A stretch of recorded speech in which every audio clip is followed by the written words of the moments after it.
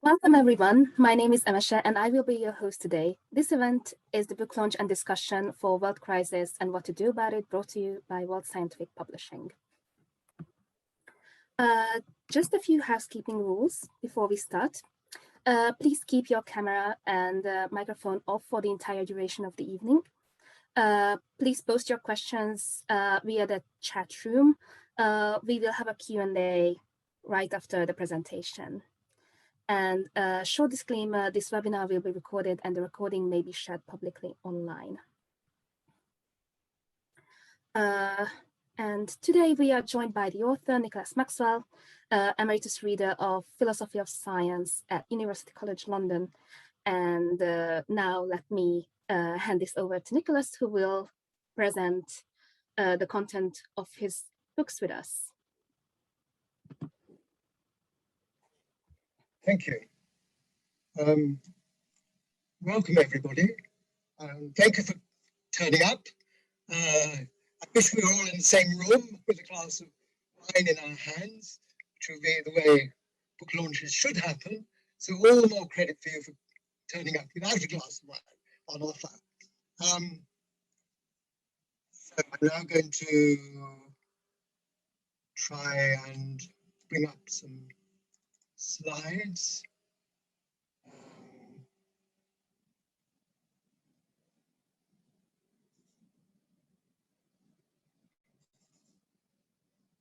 Right. The book is called The World Crisis and What to Do About It. And here it is. What I'm going to try to do is give a kind of summary of what it says. I suppose the first question to ask is, well, what is the world crisis? And it's most manifest in all the severe global problems that we face. And here they are, 11 of them. The pandemic, the climate crisis, destruction of natural habitats, loss of wildlife, and rapid extinction of species, which I tend to call the nature crisis, the lethal character of modern war, and there they all are, you can read them: population explosion, corruption of politics, spread of modern armaments, and the growing resistance of bacteria to antibiotics. I think it would be right to say that it's really the climate crisis that is the most serious. Experts think we're heading towards a 3-degree rise in temperature, global temperature, by the end of the century, which will be devastating. There's the real danger that we encounter so-called tipping points, feedback mechanisms like the destruction of tropical rainforests and melting of ice and snow, which increases further, and also release of methane, which adds even more to greenhouse gases in the atmosphere and so to global warming. So it may get worse and worse. And one of the things that makes all this so serious is that these problems interact with each other in various ways.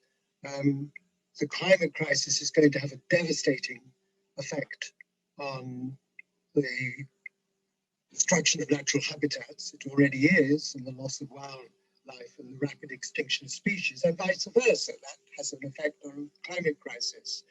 As the temperature goes up, inhabitable land on the Earth's surface is going to decrease because of flooding, drought, or heat. Agriculture is going to become difficult or impossible. People are going to have to move. Other people who are neighboring places that are struggling to live will resist this. There will be wars. Things are going to get really bad in the future unless we do something now about these serious issues. One question one could ask is, why have these problems all arisen today. They seem so sort of characteristic of the 20th and 21st century. Why now in human history? And what's the connection between these very diverse problems? After all, the threat of nuclear weapons is different from the climate crisis or the pandemic or the corruption of politics. What's common to these? And is there a common cause?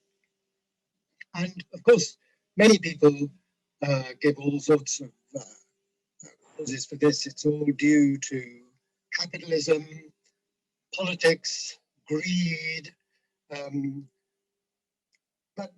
these all, of course, play a factor. If you put it into human history, into the history of the last, say, 2,000 years or 5,000 years, it's really very obvious what it is that has made all this possible. It's the development of science and technology. All these problems have been made possible by science and technology, which in turn have made possible modern industry, modern agriculture, modern travel, modern armaments, modern medicine and hygiene, modern communications, and these in turn have led to all these diverse, very diverse global problems that we face today. So it's really the development of modern science and technology that has transformed the situation, which has made it possible for us to start doing all sorts of new things in millions of people, even billions of people. And it's that that has caused these problems. Many people do blame modern science and technology, but it's really important to appreciate that science doesn't inevitably lead to these problems. We could have developed science, modern science and technology, and avoided creating all these global problems. So that isn't really the heart of the issue. And what my suggestion is the following. This is really what's at the heart of the rising of all these global problems, that humanity faces two great problems of learning about the universe and about ourselves and other living things as a part of the universe, namely the great problem of learning of science, natural science. Two, learning how to make progress, social progress, towards a better, wiser, more civilized and enlightened world. We've solved the first great problem of learning. We did that in the 17th century when we began to create modern science. We haven't solved the second problem. Look around you at the state of the world today. Look at how we treat each other. Look at how we govern ourselves. Look at the Prime Minister of the UK, for example. Clearly, we haven't solved the second problem. And that's really why we have all these global problems. They've arisen because we have solved the first great problem and also solved the second great problem. And now that we have modern science developed and all that it has made possible, solving the second problem is a kind of disaster. We have to learn how to solve the second problem. How are we going to do it? After all, people have been talking about getting wiser, getting more civilized for thousands of years without much success. What's the key to learning how to solve the second problem? Well, incidentally, before I go on to that, there's one thing I wanted to say, and that is, if we're going to, as I say, in order to solve the second problem, we've got to learn, clash on my screen, I don't know, other people's note. Essentially, we have to get our governments to do what needs to be done, to coordinate action, to resolve these big global problems, to the governments of the world, essentially, to act in a coordinated way to resolve these big global problems. But governments are not going to act unless people, especially in democracies, make it clear that if they don't act, they'll be thrown out of office at the next general election. There is real pressure on governments to act.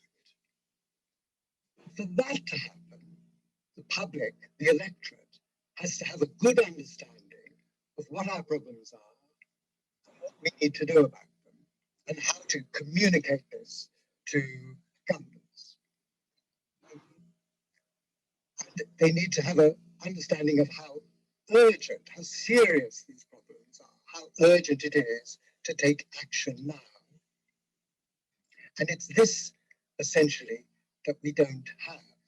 In order for humanity in general to become educated about what our problems are and what we need to do about them, we need our institutions of learning, our schools and universities, to be actively and rationally devoted to helping this to come into existence, so that universities take as their basic task to educate, to public education about what our problems are and what we need to do about them. But universities don't even conceive of their task in that way. They're devoted to the pursuit of knowledge. And of course, in a kind of way, that's a kind of recipe for disaster, because it's our scientific and technological knowledge that has made all these global problems possible in the first place. Science without wisdom is a recipe for disaster. So, absolutely essentially, we have to transform universities so that their fundamental aim becomes public education about what our problems are and what we need to do about them. In the book, I think I have this sentence in italics on 2 occasions. In 1 year, Extinction Rebellion and Greta Thunberg have done more to bring the impending disasters of global warming to the attention of the public than all universities in the world have done in 60 years. We have known about global warming for at least 60 years, when a man called Keeling made very careful measurements of the increase of carbon dioxide in the atmosphere in Hawaii. And climate scientists made models of how the climate was going to warm all those years ago, and they are so far very accurate as to what has subsequently happened. So we've known about global warming for 60 years. Climate scientists have been talking about this for 60 years, more or less, but all the universities in the world seem to me have done not as much as Extinction Rebellion and Greta Thunberg have done in 1 year in really alerting the public to how serious the problem is.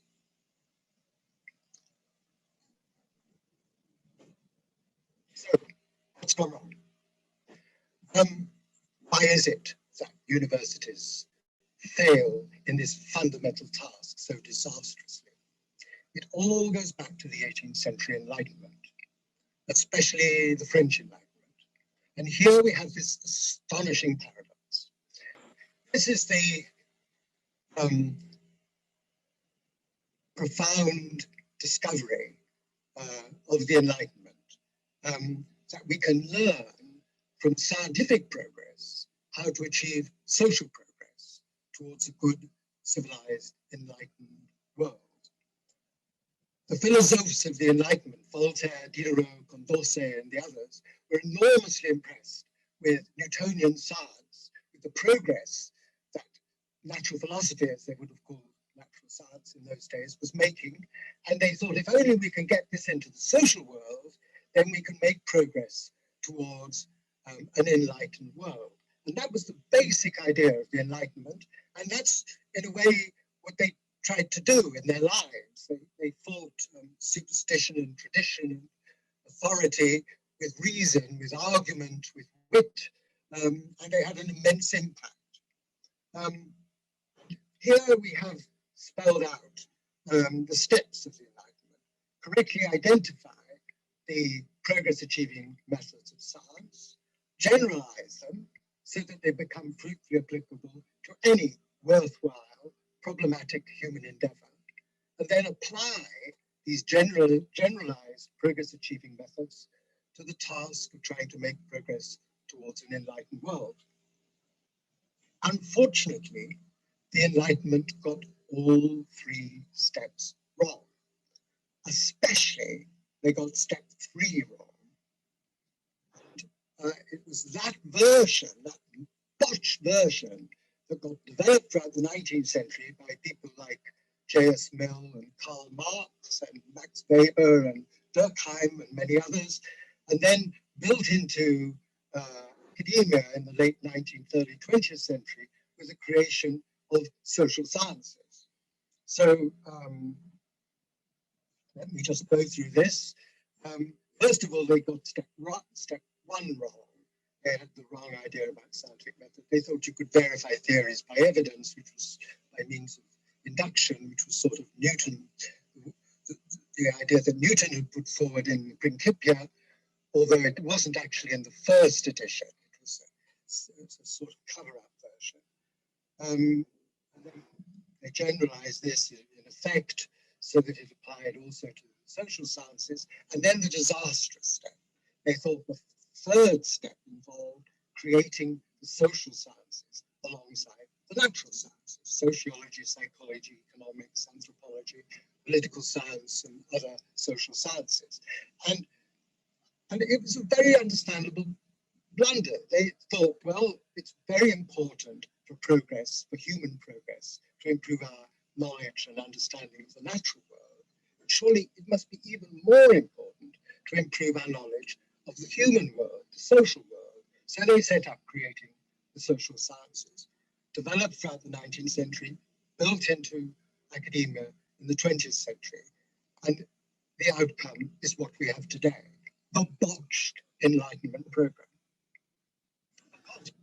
I hope it's clear that what the third step actually involves is getting these progress achieving methods generalized from science, from scientific method, not into the task of improving knowledge, but into the social world so that we can make progress towards a better world. What we need is progress achieving methods for improving a human world, not just knowledge about the human world, namely science. And that's really the big blunder that we're still suffering from today. The product of the blunder is a conception of inquiry, which I'm going to call knowledge inquiry. That's the product of the bungled Enlightenment. And it can be put like this: in order to help promote human welfare, and of course the basic task is to promote human welfare, to improve the human condition, academic inquiry must, in the first instance, acquire knowledge and technological know-how. So first, solve problems of knowledge, and once knowledge is acquired, apply it to help solve social problems. Steer clear of things like values and political ideas and programs and policies and so on, and just concentrate, first of all, on acquiring knowledge and then applying it. But judged from the standpoint of helping us to solve the world crisis, helping to promote human welfare, this is an intellectual and humanitarian disaster. It means that 3 of the 4 most elementary rules of rational problem solving we could think of are violated. So what does one mean by reason?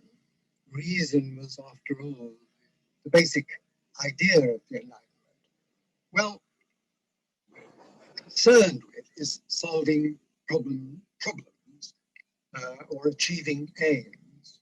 So we need a conception of reason that facilitates, that helps us to solve problems, to achieve our aims, the aims we really want to achieve. And the notion of rationality required appeals to the existence of methods, strategies, or rules, which, if put into practice, give us our best chances of solving our problems or achieving our aims. These rules don't tell us precisely what to do. They don't guarantee success. We have to decide what we really want and what's in our best interest, but they help. And they're essentially what might be called meta methods or meta rules, and they assume that you can already do all sorts of things, that's what you can, and they help us to to rearrange already solved problems, already successful actions, to help solve new problems. So here are my four basic rules of rational problem solving. These seem to me to be kind of absolutely basic, uncontroversial, elementary. Articulate and try to improve the articulation of the problem you're trying to solve, and propose and critically assess possible solutions. Now, given that academia has the task of helping to promote human welfare, then absolutely at the heart of the academic enterprise, we need to have these fundamental intellectual activities of articulating problem living, the problems we encounter in the real world, including the 11 global problems with which I began, and proposing and critically assessing possible solutions, namely possible actions, things that we need to do, possible policies, political programs, ways of living. That ought to be absolutely at the intellectual heart of academia, intellectually fundamental, from which everything else devolves.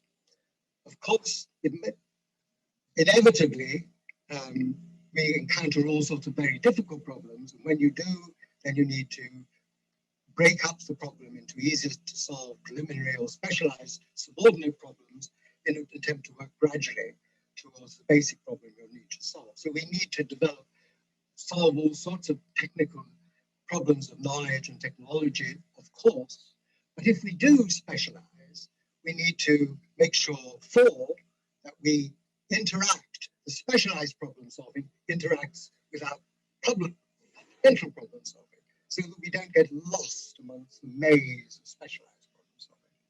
So that's rational inquiry devoted to promoting human welfare, roughly, broadly speaking, would look like.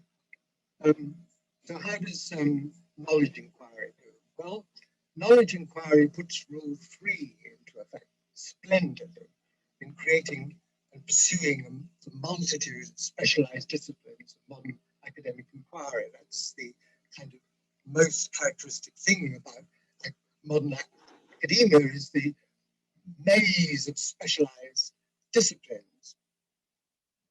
But in giving priority to solving problems of knowledge and technological know-how, knowledge inquiry violates 1, 2, and 4.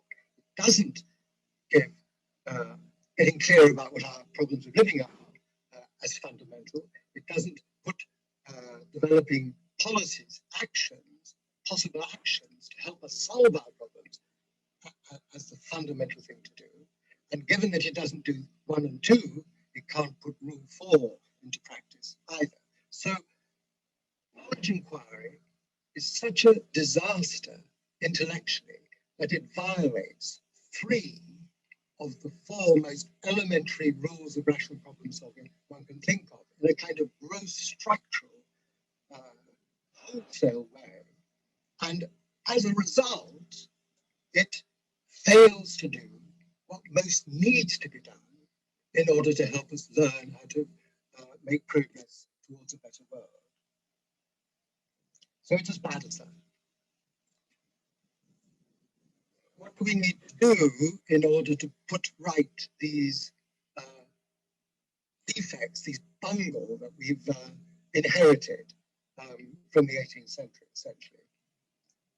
What we need to do is modify knowledge inquiry just sufficiently to ensure that universities put all four rules of rational problem solving into practice. And essentially, I've already indicated what that would be in general terms. It means that tackling problems of living, problems of human suffering and poverty and injustice will be at the heart of the academic enterprise, including our global problems. And the central activity would be proposing and critically assessing possible actions and, of course, actual actions of governments and industry and what's actually going on in the real world. The whole relationship between the university and society needs to change, because universities wouldn't be, as it were, studying the human world. They would primarily be interacting with the human world, learning from the human world, but also ideas and arguments and proposals going in both directions, from the university to society and in the other direction. The whole kind of inquiry emerges, which I call wisdom inquiry. And perhaps I should just indicate what I mean by wisdom.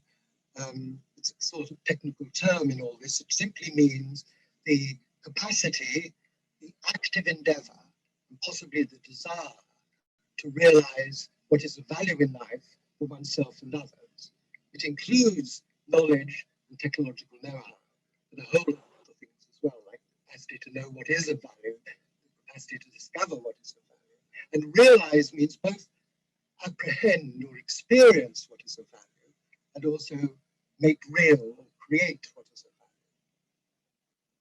value. So the fundamental aim becomes wisdom, to seek and promote wisdom, to help humanity learn how to create a wiser world. And an absolutely fundamental task becomes public education about what our problems are and what we need to do about them, and how to get governments to act.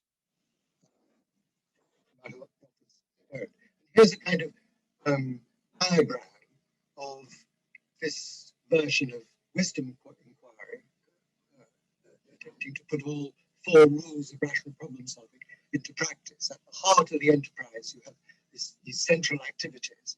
They interact with the more specialized activities going on in academia. They also interact in both directions with the social world. And the whole endeavor is to be a resource for humanity, to help it to learn how to make progress towards a better world. In the book, I suggest one might think of the Wisdom Inquiry University as a kind of people's civil service, doing actively and openly for the public what actual civil services are supposed to do in secret for governments. Right.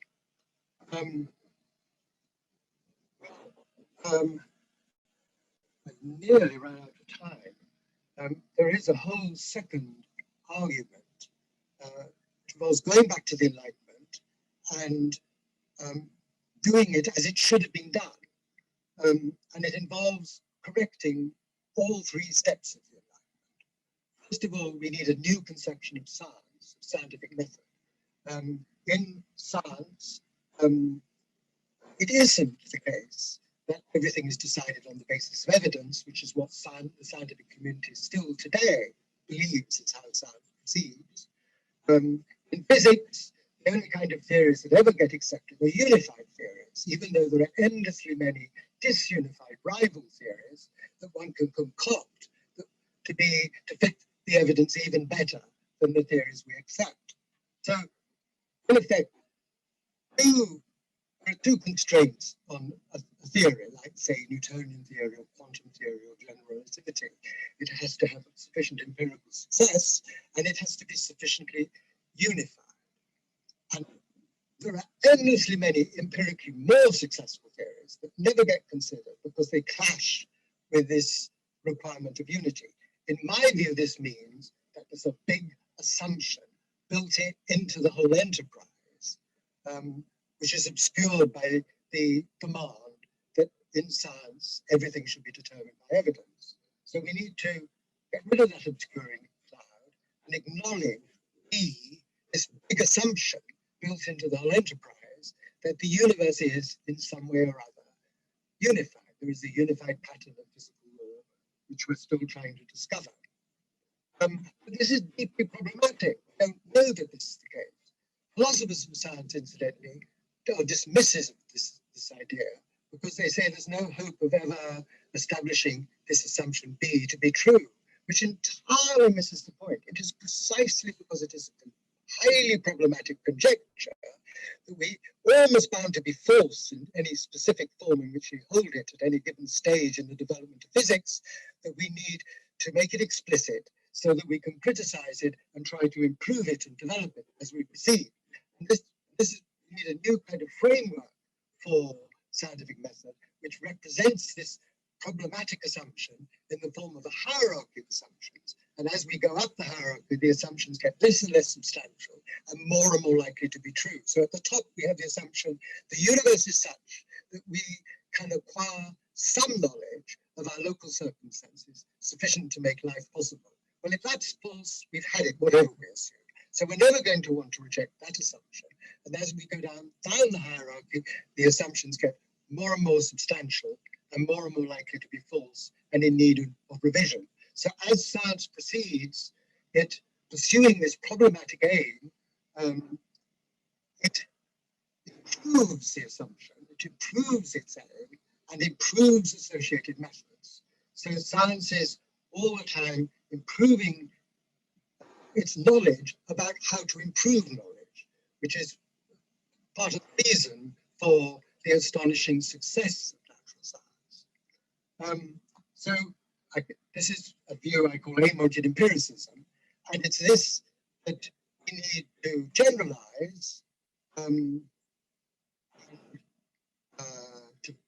form a conception of rationality, that it isn't just in science that aims are problematic, aims in life are problematic. So we need to represent our problematic aims in the form of a hierarchy of aims and try and improve our aims and methods as we live.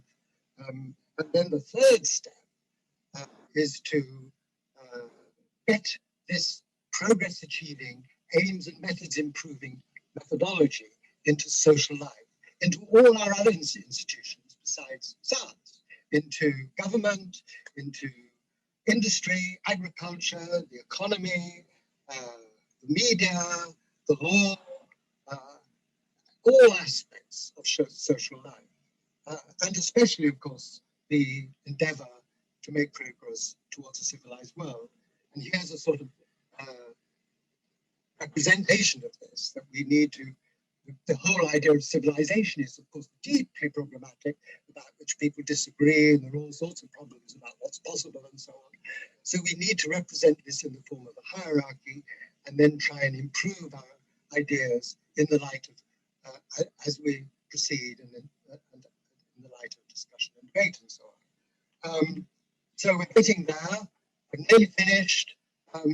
Everything needs to change. All the social sciences need to change fundamentally. They're not sciences at all. They are engaged in promoting more cooperatively rational tackling of problems of living in the real world.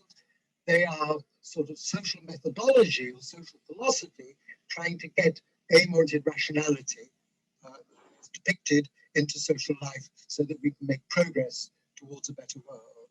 The natural sciences have to change in order to put aim-oriented empiricism into practice. The whole relationship between social inquiry and the natural sciences fundamentally changes in that social inquiry is intellectually more fundamental than natural science, in that it is social inquiry is concerned with our problems of living and how to solve them, and the whole relationship between the university and the human world needs to be transformed. And above all, philosophy. The whole disaster is incidentally a philosophical disaster. It's these wretched philosophers, these academic philosophers, who fail to appreciate what's sort of staring them in their face, that the philosophy of inquiry that built into universities is an intellectual disaster, and so a humanitarian disaster. Here's the conclusion. We urgently need to bring about a revolution in our schools and universities so that their basic aim becomes to help us solve the world crisis and learn how to create a better, wiser world. We need to put the profound Enlightenment idea of learning from scientific progress, how to achieve social progress to a good, wise world, properly into practice in universities. Natural science needs to put aim-oriented empiricism into practice, and social inquiry needs to help humanity put aim-oriented rationally into practice in the social world. And it's all spelled out in this book that's just been published. And what I do in the last 3 chapters is discuss in detail the kind of things that universities need to be doing to help us to resolve our conflicts and problems of living in more cooperatively rational ways. And I discuss what we actually needs to be done, and also the problem of how on earth we can get academics to appreciate that we really do urgently need to bring about a revolution in our universities. Thank you.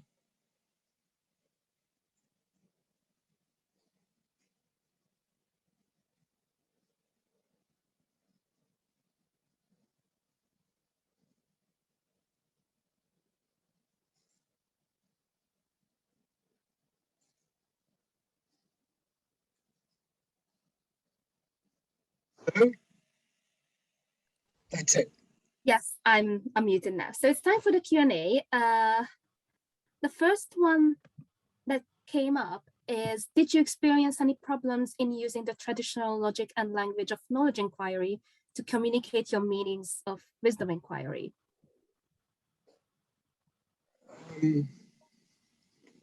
Well, when I wrote my second book, which really was the first book to really spell out the argument in detail, I felt I was arguing for an absolutely revolutionary idea. I was absolutely amazed to discover that the English language could somehow do it. It hadn't, English hadn't been, all the words and terms hadn't been designed and developed to communicate this new idea, and yet somehow it became possible. It was quite a struggle, but I did sort of manage it. So there is this extraordinary, amazing, open-ended, flexible character to our language. It's not so much the language, I think, as the brains and the institutions and the habits, the thought of people that's the problem. And the power structure, of course, as well.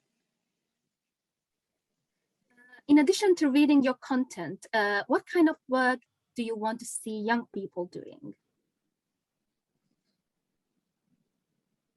I think young people should be first of all, urging their teachers to think again about what they're doing, and whether character of the discipline that they're studying is the right way to proceed, because according to this argument, everything needs to change. I mean, it doesn't mean every aspect of university life needs to change as much as other aspects, but everything is affected.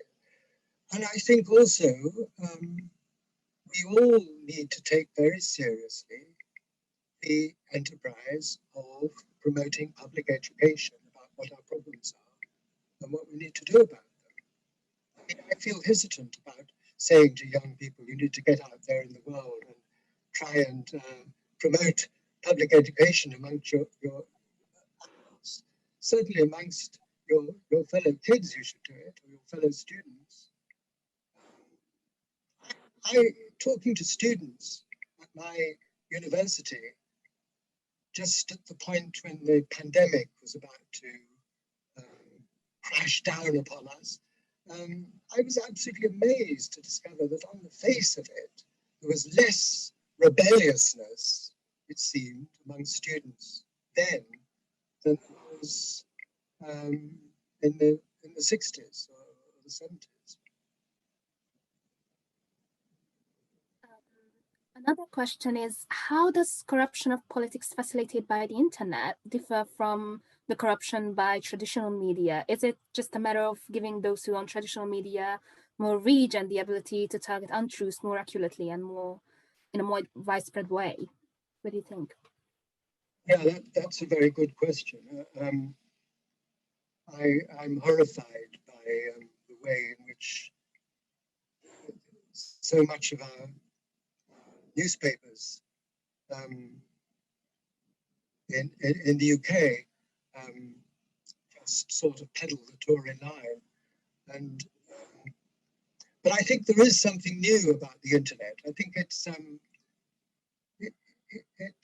first of all, there are the things we know about, that there are these posts on social media that attract an enormous amount of attention and then get replicated by people. So you can sort of insert one into the internet and then others, just ordinary people, then send it to their friends and they send it to their friends and it becomes a meme before you know where you are.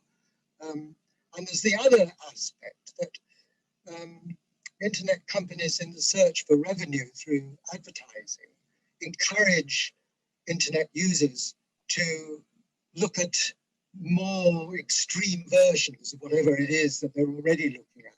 So it has this sort of unintended facility for driving people deeper and deeper into sort of terrible dungeons of dogma and ideology and lunacy. I think that's a new thing. I don't think newspapers quite managed to achieve that, although they might have liked to have done. Another question that came asked, where do values fit in? Your rational inquiry does not seem to include know why. The question of values, which is necessary to decide which problems are worth solving and which methods are ethical to implement. Yes. What I failed to say was that, it was on one of the slides, but I rushed through towards the end, that a key element of amoral rationality is that, of course, we have to attend to our feelings and our desires. The whole point of amoral rationality is it's a conception of reason that is designed to help us discover and achieve what is of value to us.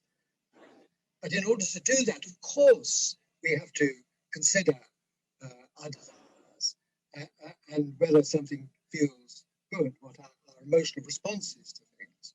But of course, also, not everything we desire is desirable, and not everything that feels good is good. So we need an interplay between feeling and desire on the one hand, and more intellectual considerations on the other hand. And that's exactly what Amontian rationality does. In fact, if the philosophers had developed their wonderful idea properly and had hit upon Amontian rationality in the 18th century, the romantic opposition to the Enlightenment would never happen, because it would have been clear that emotion and desire is absolutely vital to reason and imagination.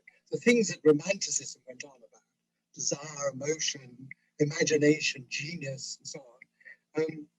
Well, much of that is relevant to rationality, vital to amotive rationality. Also, one needs to be clear that amotive rationality is also a kind of empiricism, but the experience is what we experience as a result of actions that we perform. Does it make us happy or miserable, very, very crudely? So it's experience in a different kind of sense.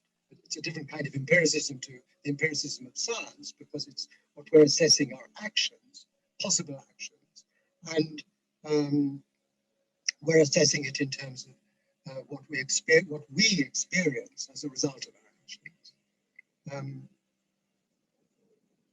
Where do values come from? Well, we begin with where we are, and then we try to improve ideas about what is of value as we proceed. There's one other point to make, and that is amotive rationality is relevant to resolving conflicts. It's not a magic solution to conflicts, but it is helpful, because what it does is to disentangle what we may agree about high up in the hierarchy, and then what we're more likely to disagree about low down in the hierarchy, and so can help resolve conflicting ideas about what our aims should be, what our ideals should be, what is desirable and what is undesirable.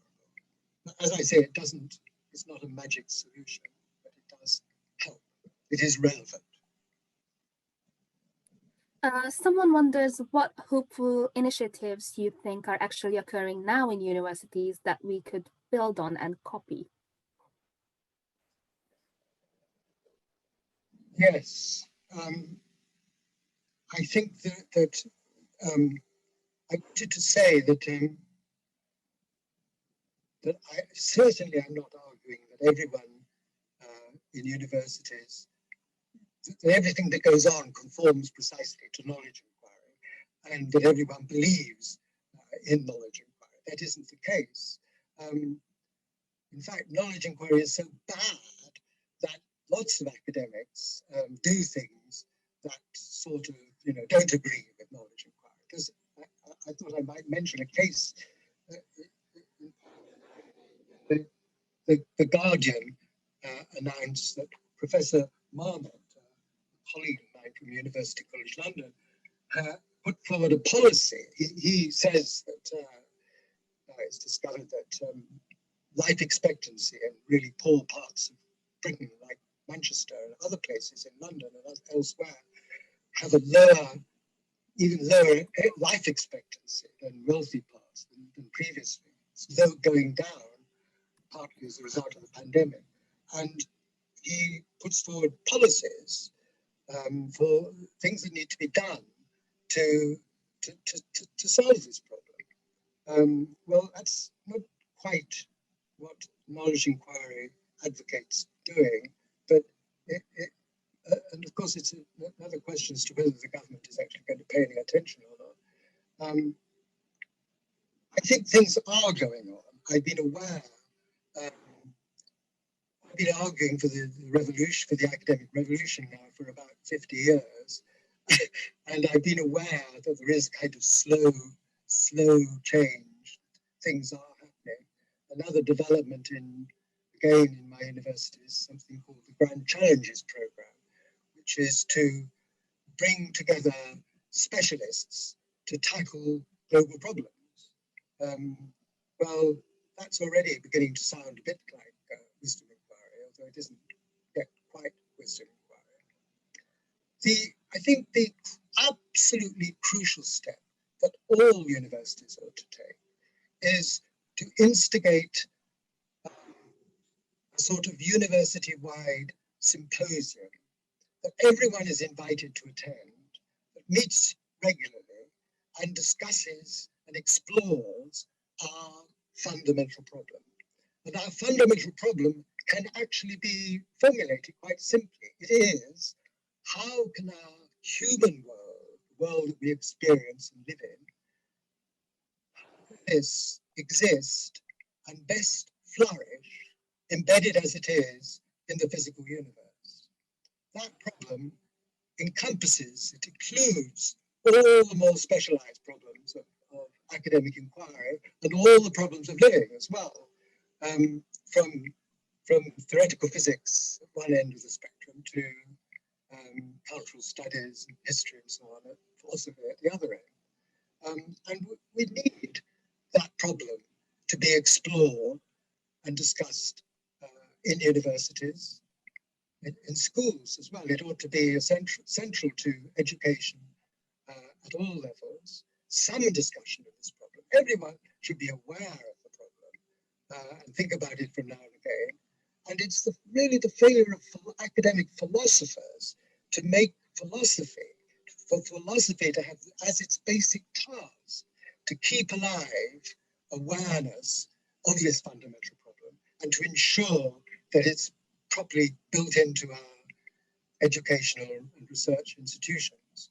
And if it had been in existence, I think the question of, well, are universities rationally, properly engaged in helping humanity to realize what is of value in life, in this problematically in the physical universe, would have sort of come up long ago. Part of the problem is specialization, which makes it impossible to think about these very general issues that I've been talking about here.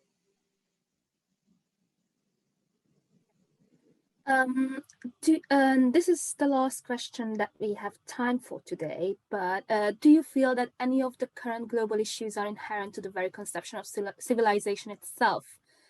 The one who asked the question says, it is not clear to me that humanity has ever managed to establish any large-scale civilization that is truly sustainable in the long term. Is civilization sustainable, did you say? Yes, that was the question. But I certainly think it is possible. I think if we were to have our institutions of learning better organized and devoted to helping us achieve it, it would become much more possible, much more likely. We've been around in the world for quite some time now. The big, as I tried to indicate, the big difference is that in earlier times, we lacked the power to do too much damage to ourselves and the planet. Now, unfortunately, we do have the power. Touch of a button can destroy the world. We have to grow up. We have to just get a little bit more adult in how we deal with our problems. We have to have more adult politics. We need to stop electing idiots like Trump and Boris Johnson. And we need to discover how to deal with the terrifying totalitarian countries like China and sort of corrupt countries like Russia. It would help if the democratic part of the world began to take the need for democracy more seriously and developed global institutions for promoting and developing democracy throughout the world, and thought more intelligently about how to deal with the majority of undemocratic countries in the world. So whether we're going to manage this or not it really is an open question, and that's why what I'm talking about is so important. For us in our present serious situation, to have institutions of learning, institutions of thought, demonstrably an intellectual disaster. And these very institutions have no conception of this is completely crazy. And it's a craziness that we simply cannot afford. And I hope everybody here will do everything that they can to try and broadcast this message that we need urgently to improve the universities. Thank you very much for your insight. In the meantime, I will be sharing the 30% off discount code that we have for your book. It is available on the World Scientific website, and it works on all formats of the book. So please feel free to grab a copy at the special price. And thank you very much for attending, and thank you, Nick, for your insight.